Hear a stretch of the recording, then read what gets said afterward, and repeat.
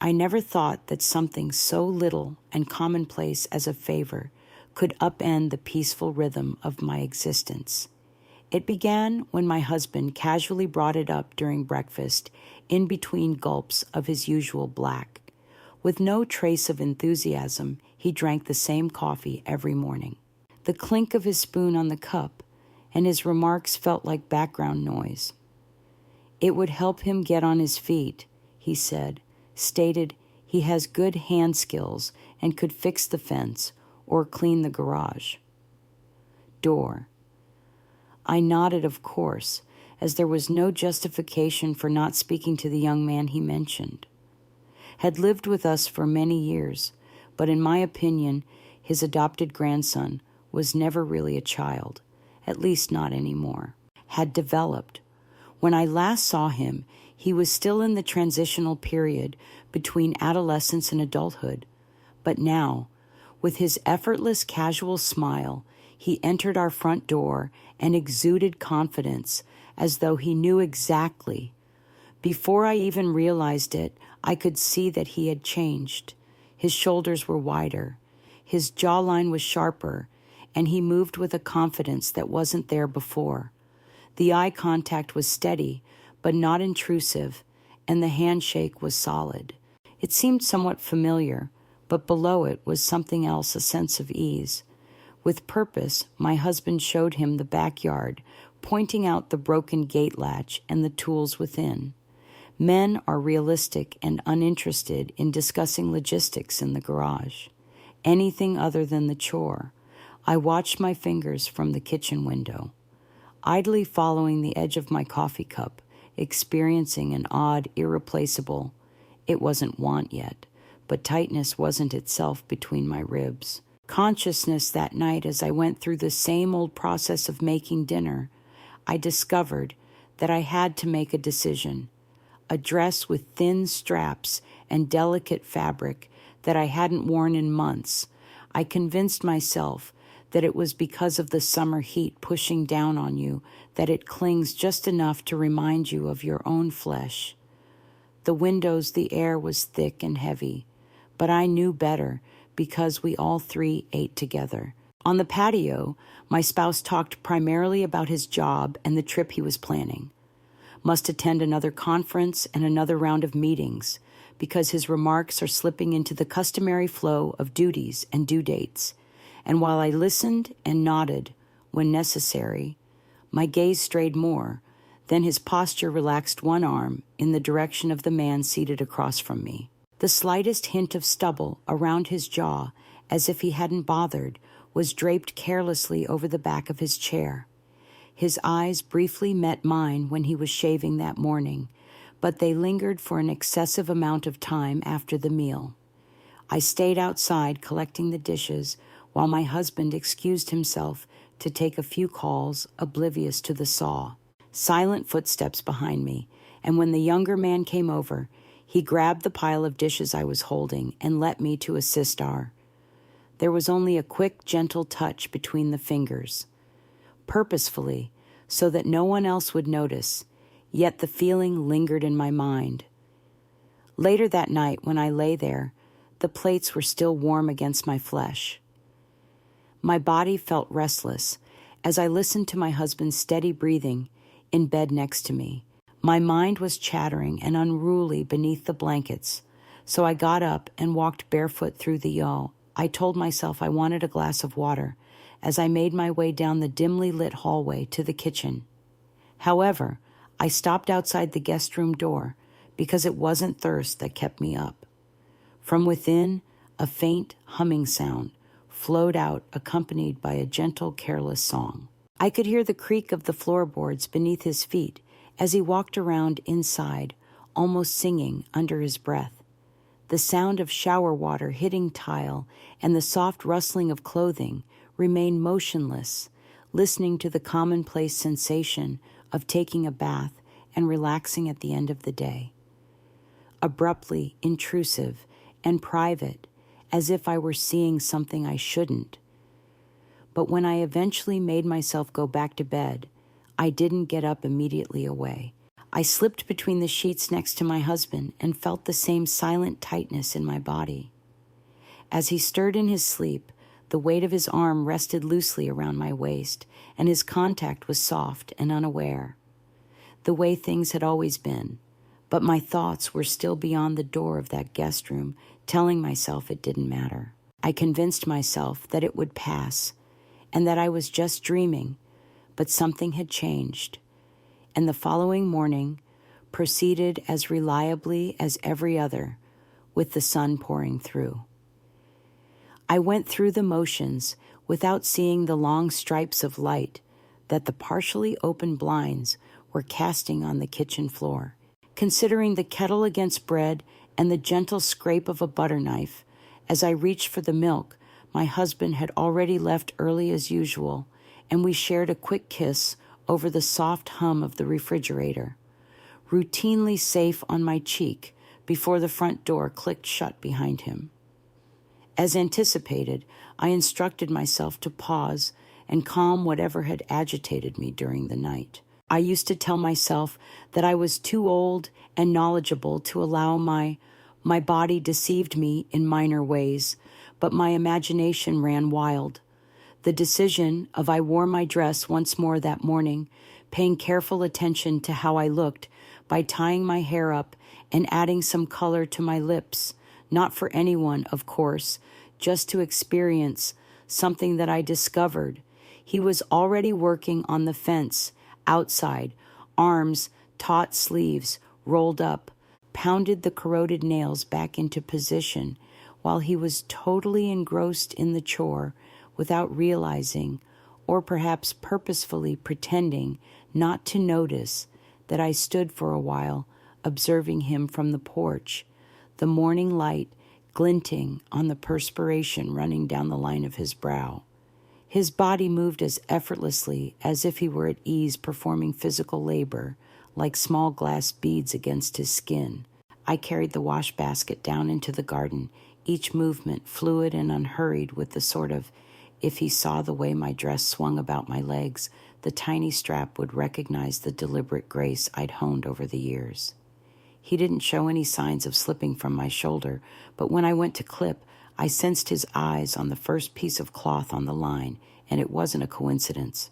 Passing, it landed on me like gentle hands, pushing steadily and without regret. I didn't immediately turn, instead keeping my gaze on the spinning garments on my back. When I finally turned to face him, I could feel my heart rate rising beneath my skin. His lips were slightly inscrutable, opened his mouth as though about to utter something. Morning is warmer than I expected, and finally spoke. Flowing low, I nodded slightly while feigning to concentrate on my work, but it could have ended there as it ought to have. But instead of returning to his job, he chose to wander, cautious, deliberate strides across the mowed grass in my direction, stopping close enough that the slight warmth of his body was palpable in the distance between us, you see. He said that today was different and that I didn't respond because I couldn't trust my voice. Instead, I gently fixed the next piece of fabric onto the line by reaching for another pin. My hands remained steady, but there was a brief pause while my heart pounded beneath my ribs. For the time being, to linger between us, unsure, I apologized for last night's, said becoming quieter, and almost uncertain whether I had gone too far. Had halted it there, I could have accepted the offer with a kind smile, reassured him that nothing had occurred, but instead I discovered I purposefully held his stare for too long. "You didn't," I replied. Before I could weigh them, he moved closer till I could see the faint outline of what I had said. His fingers moved tentatively at first, and I could see the shadow of stubble down his jaw and the tiny narrowing of his eyes as he examined my face. I remained standing, with my fingertips barely grazing the exposed skin of my shoulder as they moved toward the curve of my arm.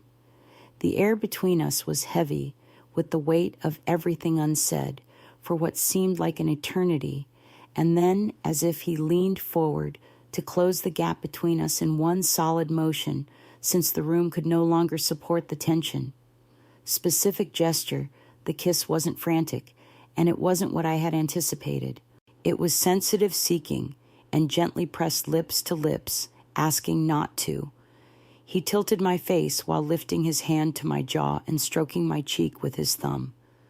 My body momentarily froze as my mind screamed warnings at him, but my lips parted, nonetheless meeting his in a shaky, sluggish response, and the basket fell from. Through the blood throbbing in my ears, I could hardly hear the gentle thud of it, hitting the ground with my fingertips. I tugged as the warmth of his palm moved around my neck, his fingers grazing the edge where my garment clung to my skin. My eyes widen, and my first breath catches in my throat. I can't manage the words. Thick and awkward, but instead of arguing, he moved away to give me room, his hands up, as he murmured softly, "I know," even though his eyes were fixed on me in submission. "But it won't stop us from wanting it," I said, turning away before he could notice my cheeks getting redder. The remainder of the day faded into a blur as she bent over to collect the strewn laundry with trembling fingers. Routine, once more cleaning the counters, watering the plants, and responding to my husband's. I remained calm and smiled throughout the phone when he inquired about our dinner arrangements. But each time I closed, the taste of that morning's kiss lingered in my mouth, and I could feel the ghost of his mouth against mine, like a secret buried deep within me that, despite my best efforts to suppress it with calls and duties, courteous discussions, and everyday tasks that ought to have occupied my thoughts. However, they hardly touched the surface of what I felt inside, uncomfortable.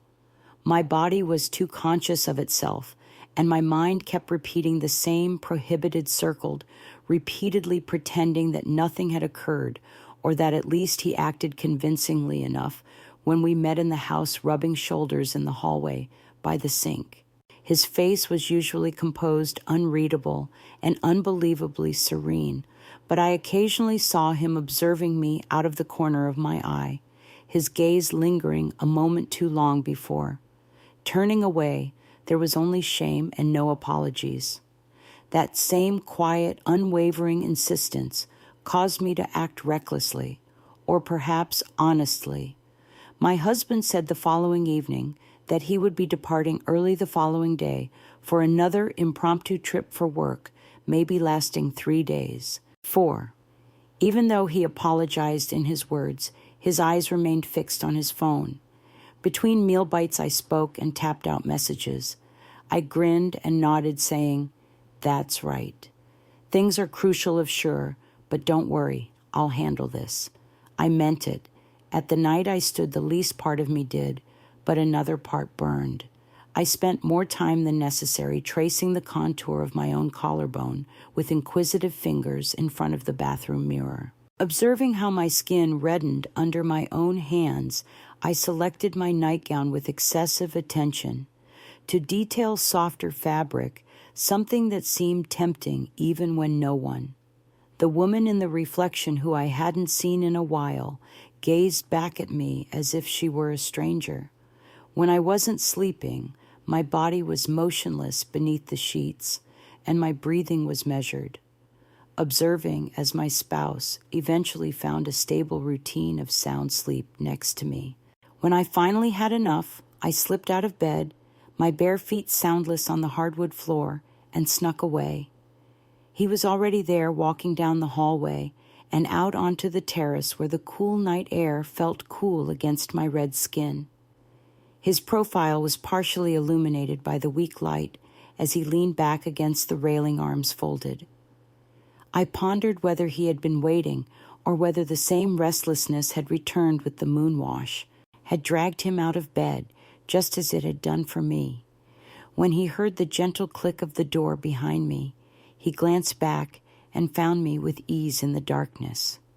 As we conversed, I held onto the doorframe's edge as if it would support me while I struggled with the pressure of the situation.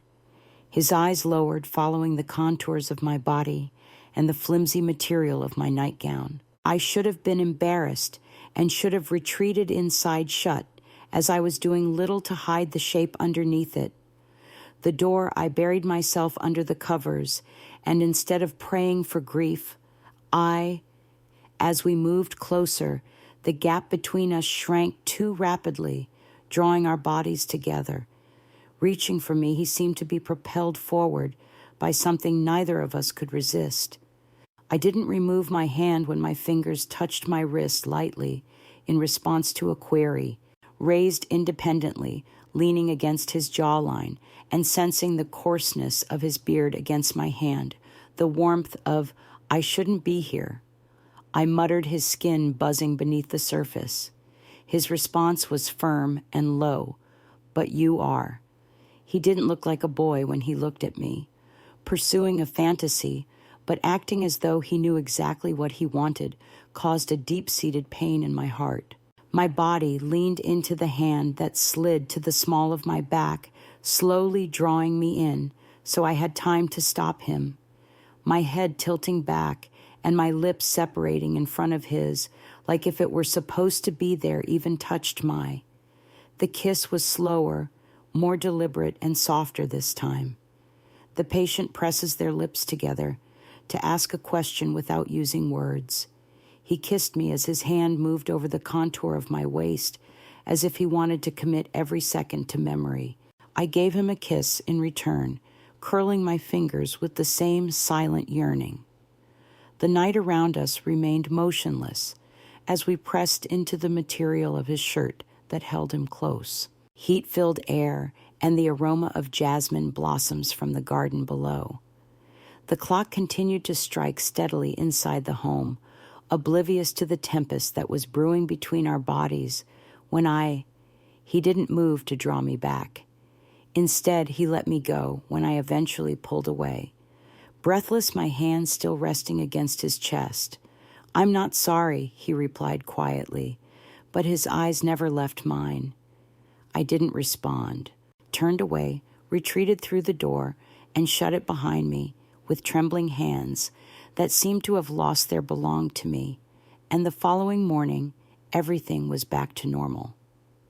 The kitchen was packed once more, with the clink of plates, the sounds of running water, and the faint buzz of my husband kissed my cheek on the way, and his suitcase was waiting for him at the front door, ready for his early departure. My body still recalled the night, even though I had safely rehearsed the gesture.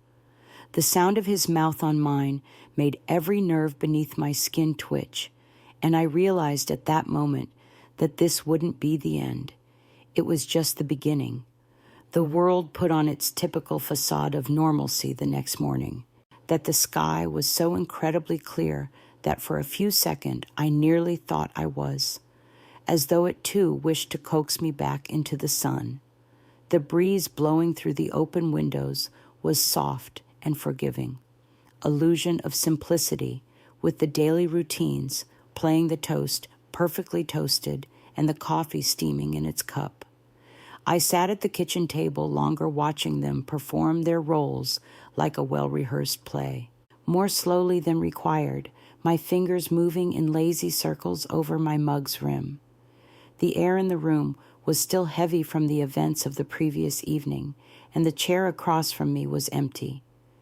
Prior to that kiss, it was carried by my body like a secret mark beneath the skin. Intimacy, the gentle, purposeful pressure of his lips against mine, and the pain it caused, I reminded myself to stop behind me so I could draw myself back.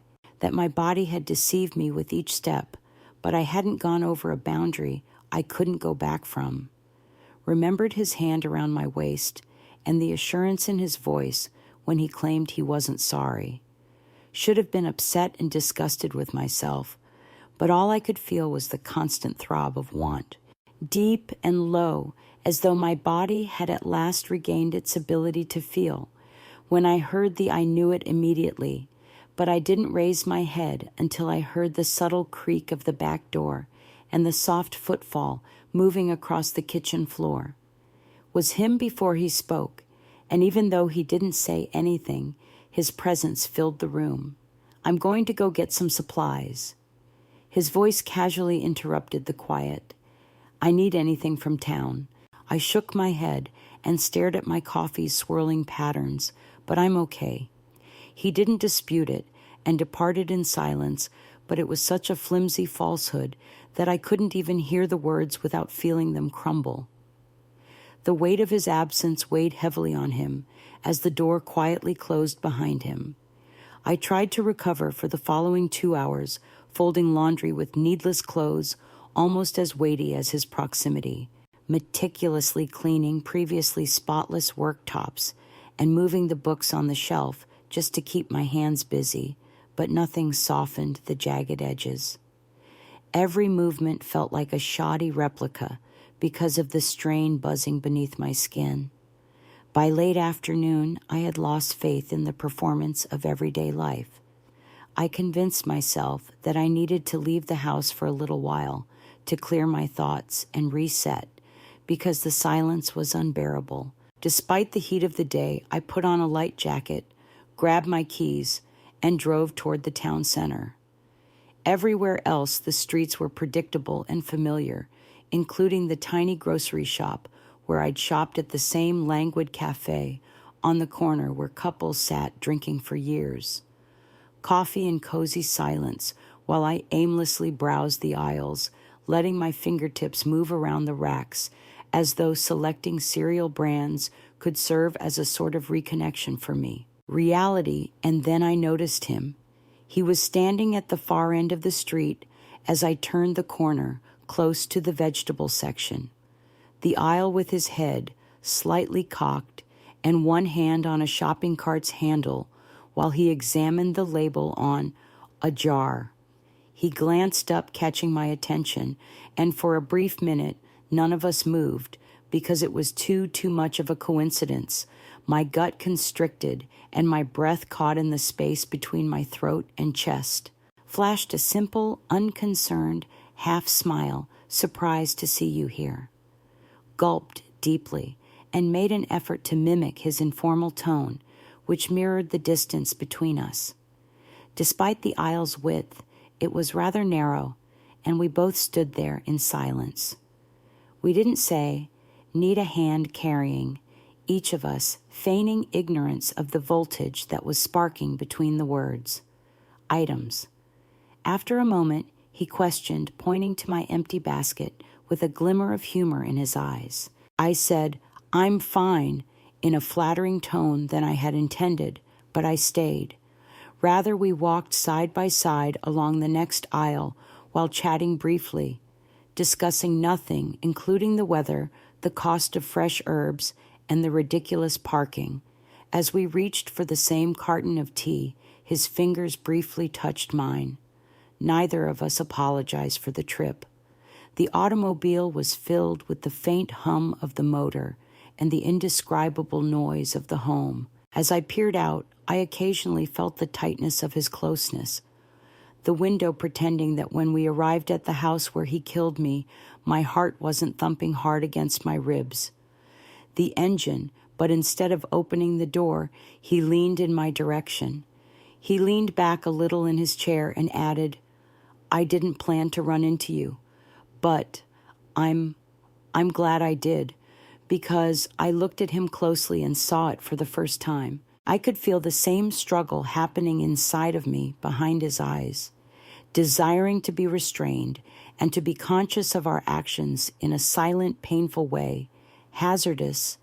I whispered little more than a whisper, and his eyes remained fixed on mine. Understand that the moment between us was too long, too full, and then slowly, with purpose, he extended his fingers and lightly touched the inside of my wrist as though to see if I would back off, but I didn't. So he leaned in closer, eyes looking into mine, waiting to give me an option, and I continued without stopping. When he first tasted carefully, like the first sip, his lips lightly touched mine. Of something prohibited, but the hesitancy was short-lived, as the kiss slowly but surely increased his hand, caressing the back of my neck, as when we finally broke, my body sank into his, Breathless, I closed my heart and pressed my face into his gaze. Hammering so hard that it nearly hurt, I murmured, "We shouldn't," but he insisted, "We will." And we both understood that he was correct. There was no way to avoid it after that. For justifications, there were no more flimsy barriers of denial to conceal anything between us. Been started, and none of us put forward any significant effort to halt it, if anything. The recognition of the fact that openness seemed to spark the desire further removing the final barriers of hesitancy that had prevented us from the sound of the front door closing as I pretended my spouse had left early the following morning, bag in hand. The silence he left behind was like the gentle click of a gun being pulled. Felt heavier than normal, behind the kind of silence that makes every little thing seem bigger. Noise, the distant twitter of birds, the faint creak of the floorboards beneath my feet, the ticking of the wall clock. I was standing in the kitchen when the normal noises outside the window became painfully loud. My hands were encircling a coffee cup that I hadn't touched, and my gaze was focused on the thin line of steam rising upward, as though I could disappear there for a while and forget the weight on my chest.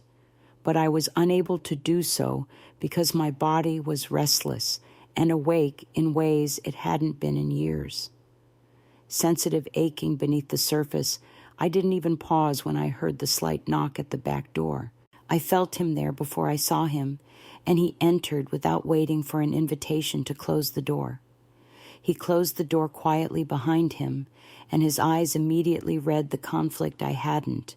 I was able to hide, but as he got closer, I could feel the heat growing beneath my skin. The distance between us vanished in a matter of steps, and neither of us exchanged words. As he raised his hand, his fingers touched the side of my face before returning to my hair. Observe me closely. There was only assurance in his touch, not hostility.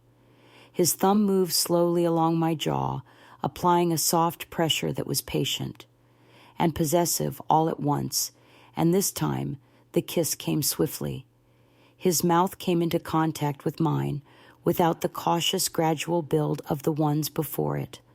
His hands moved down to my waist, drawing me in with a passion that mirrored mine. Him, as if we had already denied this for years, but perhaps we hadn't directly. But in each brief instant, we had ignored one another and feigned not to sense what was already there. I recall reaching for him, but my fingers were tightening in his hair as I moved in for a kiss and tasted that my heart was racing due to a combination of urgency and constraint. He gently pressed me against the kitchen counter, so firmly I assumed he could feel it through my chest. With one hand steadying the small of my back and the other resting on my hip, he held me there as if I may vanish if he released his grip. I leaned into his eager, trembling craving for the warmth and didn't fight it. Of him, the force of his tongue against mine and the weight of his hands weren't rough, yet it wasn't reckless. Each touch was intentional, and each motion was slow enough to make my skin burn as quickly as possible. As his lips left my mouth and slipped down my throat, causing me to gasp and instinctively tilt my head back, my fingers still entangled. His mouth was soft but persistent, and his breath felt heated against my skin in his hair. He said, "I can't stop," as he kissed the exquisite curve of my neck. His voice was raggedly low, and I couldn't speak because my mind had gone silent. It was not the first time my spouse had heard my body speaking a language I hadn't allowed myself to hear in a very long time. Left me alone in this place, and I had already experienced the pressure of loneliness weighing on me. He didn't fill those gaps, but this was the first time I'd allowed someone else to claim that void. The garden waved gently in the breeze, and the outer world stayed the same. Traffic hum a slight murmur beyond the hedges, and a clear, cloudless sky above it that is unconcerned yet inside. By the time he finally took a step back Everything felt strange and deadly.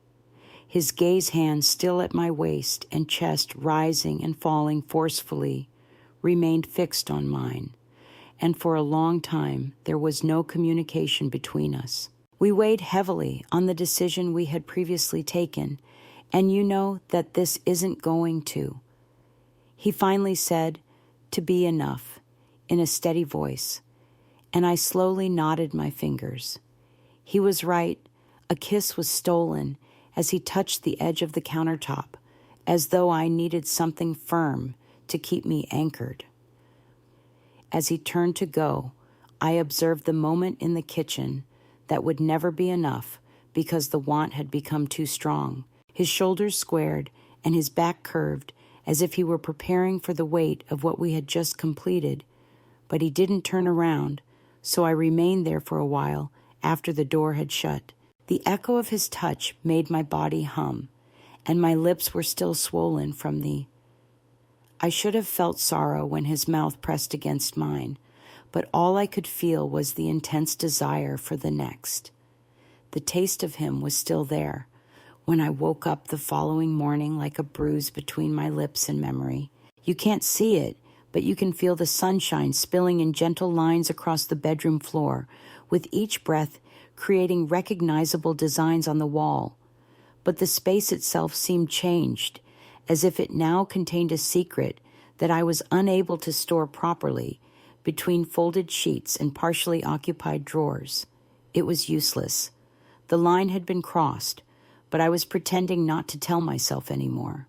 A few unintentional stumbles, but with my eyes wide open, and what most frightened me wasn't. The yearning that intensified every time I relived his breath and hands on my skin, instead of the shame I was meant to feel warm against my neck, his stubble's coarseness grazing my jaw as his lips looked for more as I navigated the house softly that morning, stroking the kitchen counter where the furniture was, like if it were someone else's. The chair he had sat in the previous tranquil night had my back arched against his grasp. As water, as if we hadn't fallen apart in the gentle light of early. Even though there were no obvious traces, the entire home felt marked in the morning as though the walls had I busied my hands absorbing the heat from everything and radiating it back at me. Every gesture was mechanical when cleaning, whether it was moving unnecessary stuff or wiping down surfaces that were previously pristine. Poorly, I tried to quiet the tension that was gradually building under my ribs, but to no use. Of distraction, could make it stop whenever my own hands touched my body. Brushing my hair back from my face and folding my garments seemed to activate the areas. By midday, the house was too silent, and the stillness was too loud where his fingers had been. I knew I wouldn't be able to spend the entire wandering between walls that only made me think about. I told myself that even if it was only for an hour, I needed to get out of there. My choice seemed harmless enough as I reached for my keys and slipped on a loose-fitting sweatshirt over my shoulders. I maintained the 2 apartments by the door, but as soon as I stepped outside, the silent prospect of I drove aimlessly running into him once more in that risky game of chance that had already stopped feeling accidental. Initially, the town's calm streets were filled with the gentle hum of the engine, blurred past in shapes I recognized, yet my thoughts strayed due to the weight of his eyes, the assurance in his hands, and the sound of his desperate breathing as he put pressure on me, and I felt a low-pitched hunger that I was unable to identify or sate on my own. Without really choosing to, I ended up turning into the tiny convenience store's parking lot on the outskirts of town, where I knew he occasionally pulled over where the roads intersected. Just frequently enough, I persuaded myself that I was only purchasing milk bread and that a meeting there may still be a coincidence. I may have been running a meaningless errand, but before I even cut the engine looking for his car's outline, but it wasn't there. Instead, I felt a sharp pain instead. I walked slowly down the short aisles, barely noticing feeling disappointed inside. What my hands grasped my body functioning independently of my mind. He wasn't outside or at the counter as he turned down the next aisle, but with one hand resting against the metal door and the other tucked into his back pocket, he stood in front of the cooler, head turned when I walked, eyes meeting mine, with the ease of someone who had been hoping or waiting for me to. For a few while, neither of us moved, so I reached for the milk container closest to my hand, using my fingers as well, steady for how quickly my heart was beating. His eyes slowly followed the movement. Intentionally, you're following me now. His tone was gentle and playful, so I gave a brief. Before I could stop them, the corners of my mouth lifted with a head shake. Even with the chilly air from the open refrigerator rubbing on my skin, the deliberate distance between us felt oppressive. I pretended to read the labels of the drinks in front of me while I shifted slightly away, but I sensed the warmth of his eyes, felt like a hand pressing down on the curvature of my back, saying, "You're not wearing your ring." He continued, "Silence now." I hesitated for a moment, then looked down at my A's naked as my hand had been that morning. I had removed it without thinking and carefully placed it in the dish next to it. I didn't respond to the silence by the sink, where I typically kept it at night. The words that neither of us was willing to say out loud increased the space between us, yet they remained there anyway. Unquestionably, he took a casual yet confident stride, closer, closing. My body tightened as I got close enough to detect the subtle hint of his cologne beneath the fresh aroma of soap. His inquiry lingered, my breath seizing in my throat. "Do you want me to stop?" I could have replied. Yes, should have. But my lips parted and they were steady and kind.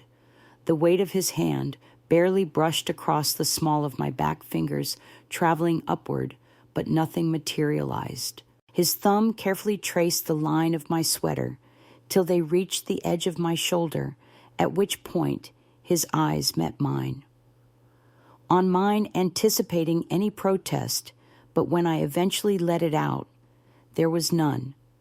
Came out shakily and unevenly, with my body bending slightly in the direction of his touch, like we didn't kiss there in the open, but the moth was attracted irresistibly to the flame, where our bodies were pulled forward in a wordless agreement by the tension that was coiled tightly between us, invisible to others. That neither of us could really describe the journey home seemed never-ending. Every turn, a new reminder of the decision I hadn't made, or maybe I spent the remainder of the evening pacing between rooms, one I had already made long before I was ready to acknowledge it. Unable to relax, my body yearned for the warmth of his hands and the firmness of I wanted the way he held me, the weight of his mouth against mine. But more than that, under the veil of habit, he gazed at me as if I were still alive. When the message was ultimately succinct and straightforward, I didn't compromise. "Are you alone?" Paused before returning the one word that felt accurate. Yes, and even before I was already waiting when he knocked. It was a gentle, even courteous knock at the door, as if its kindness might ease the weight of what awaited on the other side, but it wasn't my hands. I reached for the handle, my fingers curling tightly around it as I shivered against the smooth wood, wanting myself to breathe steadily. I recognized the person as soon as my phone vibrated. The one line of letters gleaming in the dim light against the kitchen counter looked like an invitation, and I was all ready too. He stood there with one hand in his pocket, refusing to open the door when I opened it, his jeans one leaning slightly against the frame, and keeping his eyes steady. He didn't smile because he didn't need to, and the tension between us felt like standing too near a live wire, the humming of expectancy in the air. Without saying a word, I shifted aside beneath the skin to allow him to pass through the barrier. His eyes moved over me, carefully stopping at my hair's loose knot and the top's thin straps. Having made such a thoughtless yet thoughtful decision, my body reacted before the slight constriction in my abdomen and the blossoming warmth could be caught by my mind. Across my chest, as if my skin itself could recall how his hands felt. Silently shut the door behind him. None of us said anything, and the second extended long and intolerable, till he approached me and steadily closed the space. His fingers brushed the line of my collarbone as he took measured steps trailing upward to the curve.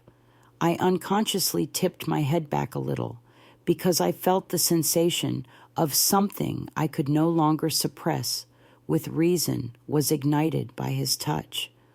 "Should not be here," he whispered in a low voice, but I know that his hand remained with me. After responding, I moved forward to fill the space that had only existed as a physical pressure. His mouth found mine with a yearning that sensed both of us as though drawn by gravity. His powerful fingers threaded into my hair, his lips familiar and frantic as he grew deeper. This time there was no uncertainty throughout the kiss, just a need for meticulous pacing.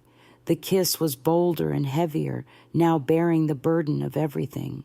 Every breath we had stolen in the areas where we had looked too long, every time we had suppressed his hands, went down my back while he appeared to be innocent, drawing me in and holding me. I felt myself leaning into him as if I were scared I may disappear if he let go. Body becoming softer against his giving in to the pull I had so vainly resisted.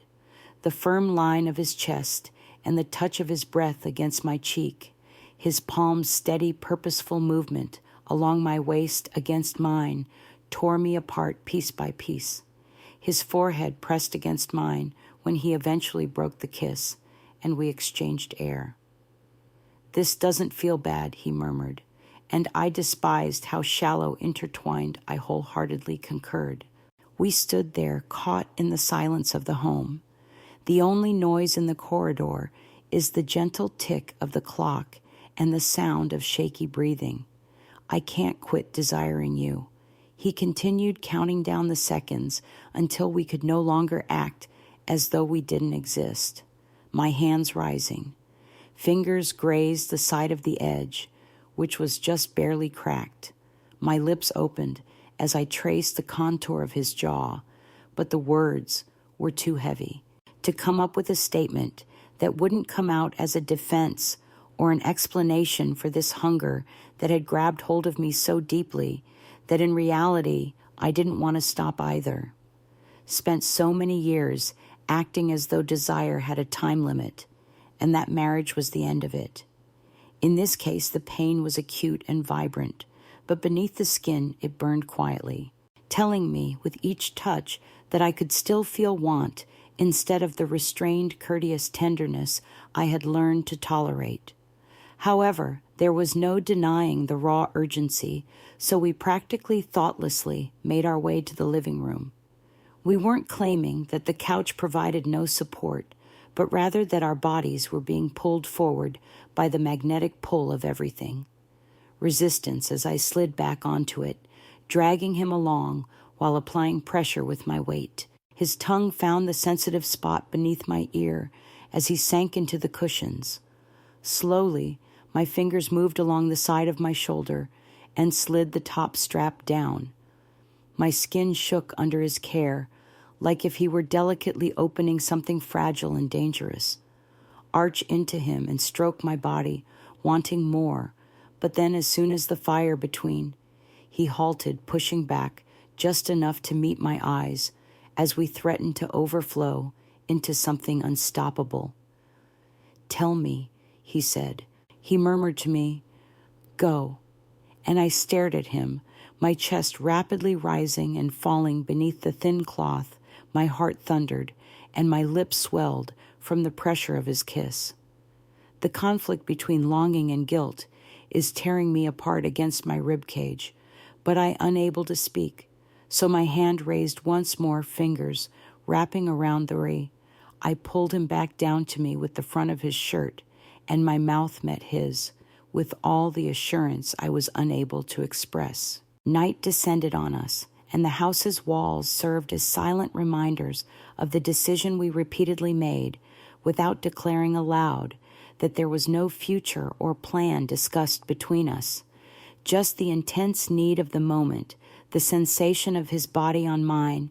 I nearly forgot I could feel this alive until I tasted him on my tongue and felt the warmth of his hands stroking my flesh. And long after the moon had risen above the rooftops, he finally left. His absence weighed as heavily on the space as his presence had. My body continued to tremble as I remained awake for hours with the covers knotted around my legs. The guilt I expected to experience after remembering his touch never materialized. Instead, the terrible pain of knowing that I would allow it to occur once again, because in all honesty, I didn't want it to end, and I wish I may argue that following that evening reason overcame me, and the burden of I felt so guilty about what I had done that the shame encircled me so completely.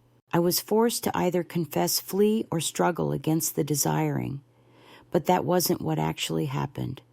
Perhaps hunger had its own way of doing things, logic its own timing and its own regulations. Once it seizes you and determines where years of sharing a table and a bed or rings on fingers don't matter to you, you're the weakest, doesn't want consent. It simply waits patiently while I'm hungry. The following days, I was so worn out from exerting myself to execute the mundane, grinned when I had to take calls and respond to texts from my husband's voice on the phone, like if my palms weren't still burning from the recollection of someone else's touch, was somewhat recognizable, and filled with the same gentle care that I had known for years. He said he couldn't stop talking to me about the meetings with his coworkers and the dinner he was invited to. I replied as I created the typical picture of our existence, safe, predictable, and intact. My voice was usually calm, and my responses were automatic but hidden beneath the surface. Something inside of me continued tugging at the threads of that tidy little cloth, slowly and silently tearing it apart throughout the house. Despite the fact that it had usually been this quiet while he was away, it felt empty now. However, I had changed, or perhaps I had just acknowledged something I had long suppressed, and I began to notice myself once again. How I dressed every morning, and how my hands lingered on some silk. Not for my hubby, but blouses and undergarments I hadn't worn in months, not even for the man I should have avoided touching, but for the self I believed was no longer there, the woman who I still desired to feel attractive and alive. When I saw my image in the I let my eyes to trace in the hallway mirror, instead of averting them as soon as I usually do. My lips' curvature, the naked flesh, and the gentle creases that time had left on my face, I remained there for longer than necessary, tweaking the neckline of my shoulders. Seeing how the cloth held onto the contour beneath the days in my dress, every sound outside the window was blended into one another, accompanied with minor chores and the heaviness of waiting, caused my heart to leap with each floorboard, tightening something in my stomach that I wasn't sure he would. I didn't ask, but I wasn't shocked when the back door gently knocked, so I opened it without reluctance. He stood there without slouching or concealing himself behind any studied composure, with his hands in his pockets and an uncompromising look.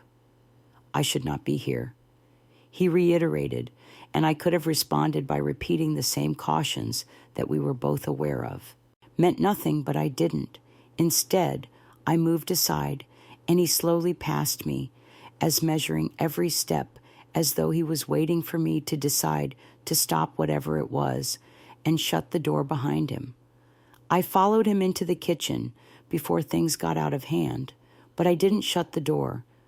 The electric silence encircled the area where the air felt denser and heavier.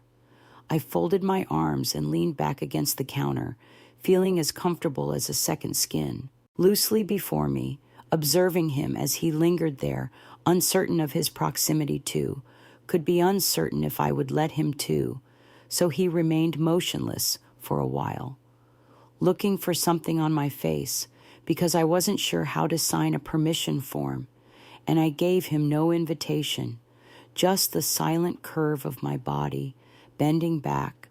My eyes remained fixed on his, and my lips slightly parted to allow the breath to exit slowly and steadily. Enough he moved across the distance between us, rising his hand and grazing it gently against my cheek before re-entering my hair and holding on to it tightly enough to draw my face into his.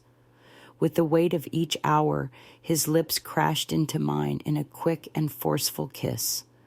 I waited, tasted the urgency on his tongue, and could feel the need as his body pressed against mine, holding me in place. I gave in between the firm line of his chest and the hard edge of the counter. My hands traveled to his shoulders and fingers with ease, tucking into his shirt's material and drawing him in because he needs more. This time there was no cautious pacing, no gentle, hesitant touches, just the intense pain of his mouth followed down my throat as two people did something they knew they shouldn't have done. The delicate skin beneath my ear is delicately scraped by my neck, teeth causing me.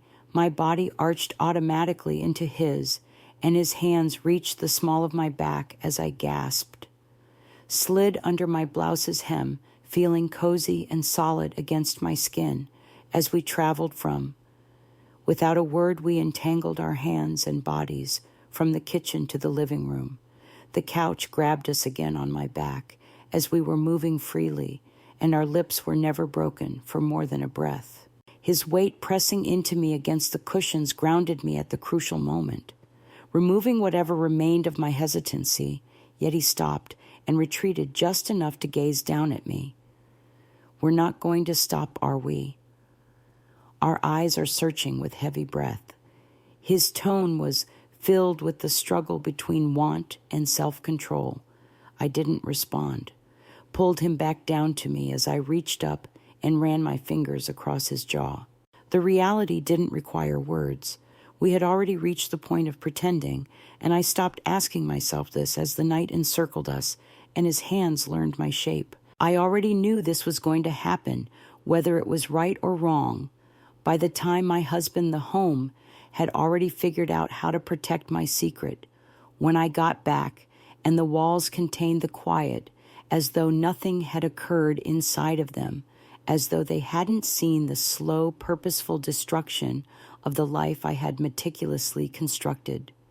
The bed was made, the kitchen was spotless, and my hands performed the tasks with mechanical accuracy, folding the laundry and putting it neatly in the drawers. There are betrayals when a body mimics the movements of a lady whose life was still in order but mine was not. That avoid making noise, slamming doors, raising voices, or throwing objects at people. The room in rage and some betrayals occur so subtly that they go unnoticed. Surface, like a gradual leak that goes unnoticed until you eventually understand. The eye assumed I would feel the weight of the decaying floor under you. The crippling guilt that should loom over you like a shadow is shame. But guilt. It wears the face of longing, but other times it's not loud.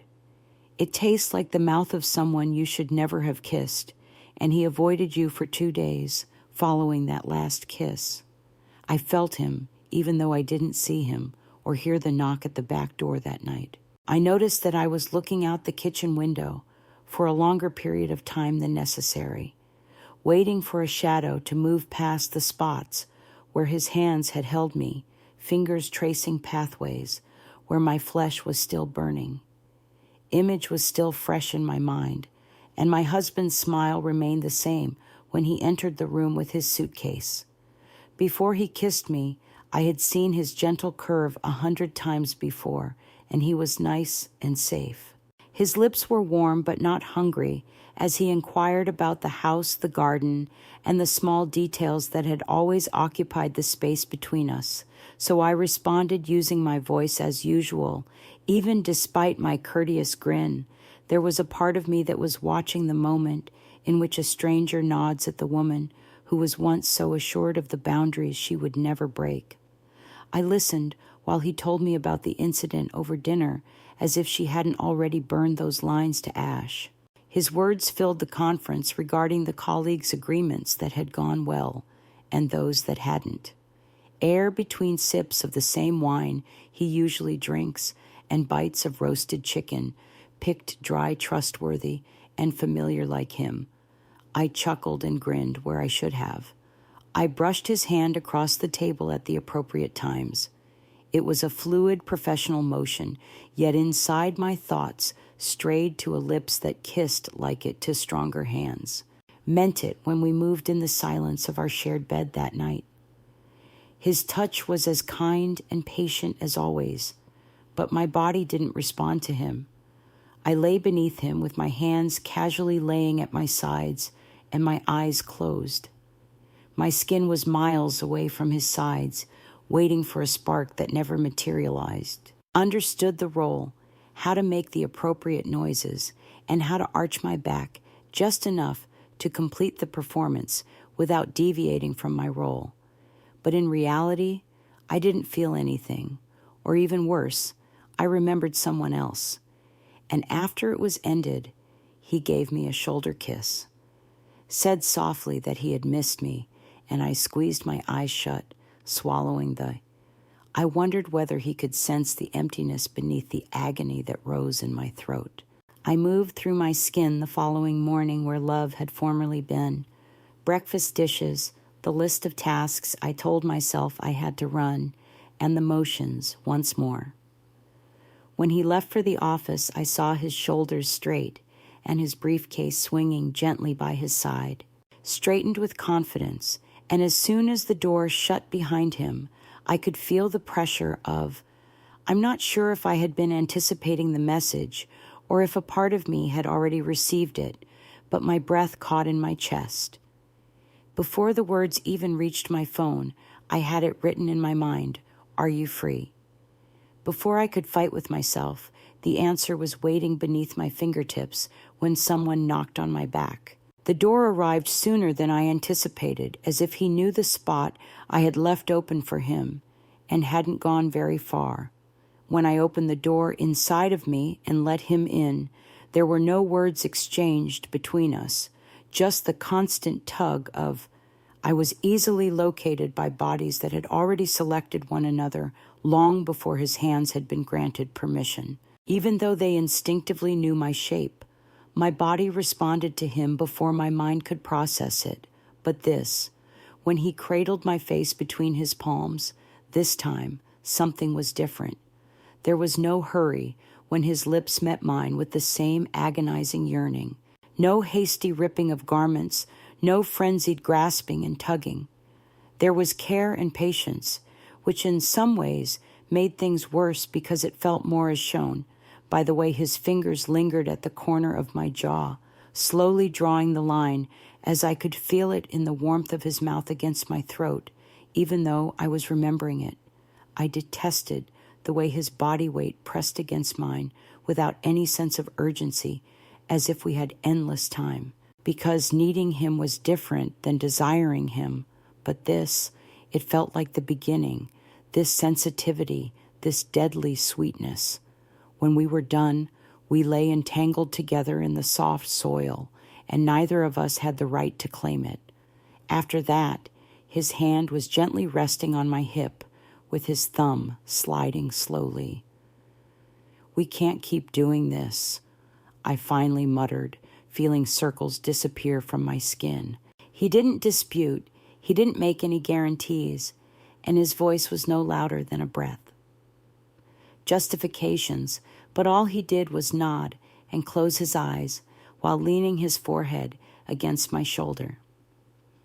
In the silence of that moment, none of us moved nor stood up, and I realized that what frightened me the most was not my guilt, but rather the reality that I no longer desired to halt.